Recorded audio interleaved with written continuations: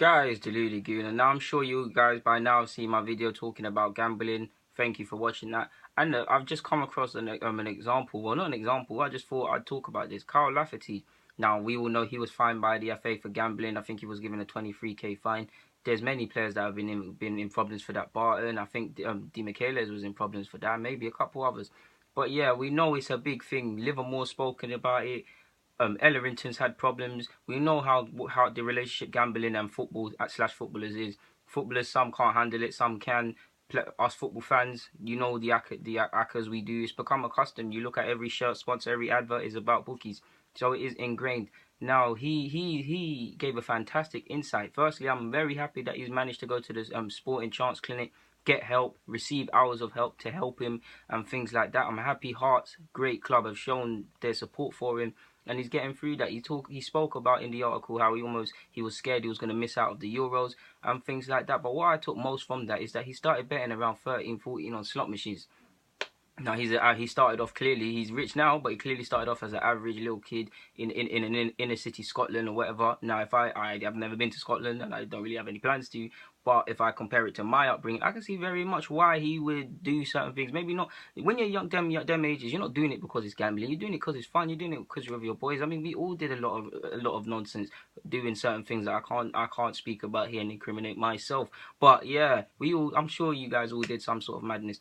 So you can't blame him. He spoke about how £10, and what really shocked me, he said £10 was like, a grand was like £10 to him, and he was just chasing money, chasing. He said sometimes when it was horse racing, he's not even looking at the horses. He knows nothing about the horse. He's just picking it based on colours, and if one wins or loses, he goes again. He said there's been a couple times he's doubled his money, kept going, and obviously as these things end, the house slash bookie always wins. He lost his money. He's a footballer, so of course he at this point it's harsh to say, but he did have more money than sense. Something that he is actually said. The man has bet. He said he didn't bet on football from what I read in the article. He bet on roulette, horses, virtual horse racing, virtual dog racing, all of these sort of things, and it is fascinating. He also said at one point as well that I can't remember what club it was. I think it was either Rangers or whatever. When training and all of them things were done, there wasn't much to do for him, so he'd find himself out of bookies, and it makes you wonder.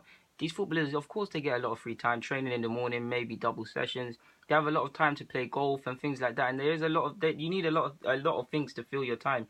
I'm not criticizing anybody's mentality and things like that, but not everybody's strong-minded to know you shouldn't do things. Not everybody's swayed by certain things. Everybody's affected by things in different ways. So if you can imagine, the average day citizen, they give him more money than they can handle, and it's continuously coming in, and they get into the trap of bookies. They just think, I'm a footballer, man. I'm on 23 bags a week or 23k a week. What is that? It's a light thing. Let me splash that on the bookies. Let me keep doing that. Let me keep doing that. And you're stuck in a rut and there's no way to get out until you either spunk everything away or you get in trouble, like you've seen with numerous players by the FA. Like, he's been very honest. He said he didn't know when to stop. He didn't know, like, he said at one point it was just literally training football bookies. He's staying there for time. Like, he said he was new. He said he knew it was wrong, but he couldn't stop and he wouldn't stop. So that just shows you. I mean, I don't want to make this. This is a football channel. I don't talk about other things, but we all know. I've spoken about it before. The subconscious mind. There's a part of it that cannot separate the bad from the good. So if those of you that smoke, alcoholics, like chocolate, any sort of craving, when you say no, I shouldn't, and then you start playing with your head, maybe that's because your brain doesn't know whether to separate what you should do from what you shouldn't. That's the pleasure organ, pleasure part of your brain. All it knows is pleasure. It doesn't know pleasure in moderation. So you're gonna do what you want to do. So if we relate that to bookies, of course he's gonna go and do this. I have great sympathy for footballers because yes, I do think they should be clued up a bit and not ultimately not spunk all your money away. But like us football fans, they're always around it. I'm pretty sure all of these bookies and stuff, because they're sponsored, they want some inside access and knowledge into the players around their training grounds. It's on their sponsorship shirts. It's on their training gear. They see signs everywhere. They have all of this money. They might just genuinely like booking. So I know some people that just like the feeling, you know. I know some people that win quite a lot in the bookies. All they like, and take some losses, all they like is the feeling. They like the feeling of winning. They don't care about the money and things, and that scares me. From when you just care about the feeling, you need help because you're gonna spunk it all away.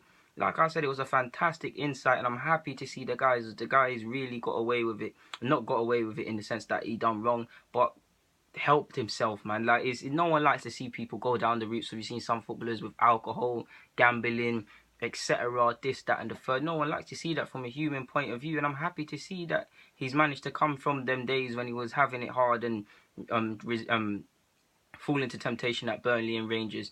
Happy to see Hearts have helped him and stuff like that. 23k fine, slap on the wrist. He was very honest, man. And what can you do? You can't fault a man that is very honest and when he knows he's in the wrong. Fantastic interview, to be honest with you. And I hope more footballers go out and get help. Deluded Guna, I'm signing out. Get in the comments, subscribe, like the thing.